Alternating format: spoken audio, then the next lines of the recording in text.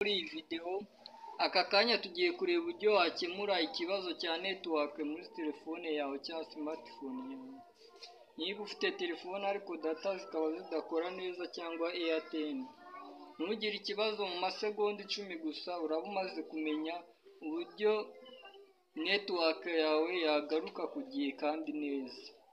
Iyi ni TKAB Rwanda, ndagusaba kubana natwe intambwe ku yindi kugira ngo uze gusoza umaze kumenya uko video yawe mu buryo nako smartphone yawe warisetinga network mu buryo bwiza kandi bwizewe kuri simukadi iyo ariyo yose waba ukoresha.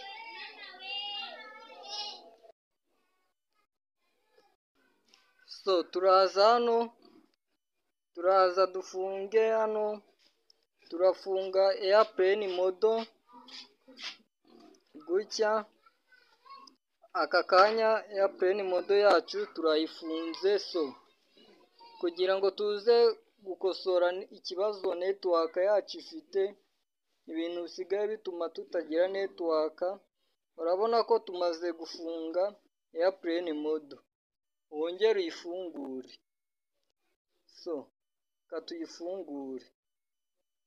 Hanyuma tumaze gufungura airplane mode yacu, turaza hano muri setting. Ibi bintu birakora kuri Android, yari ubwoko bwose bwa Android. Fungure setting. Yego.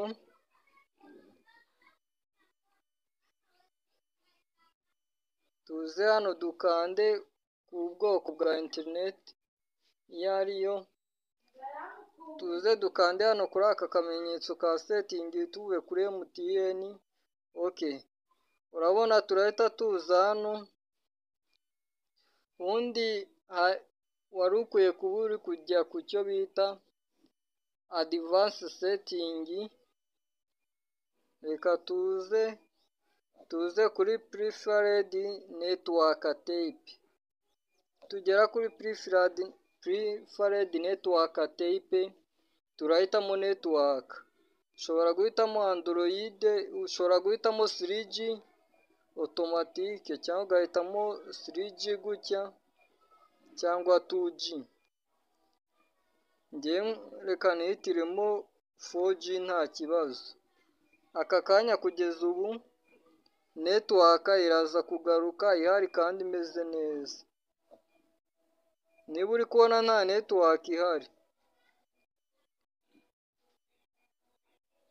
ngira ngo mwabibonye step by step.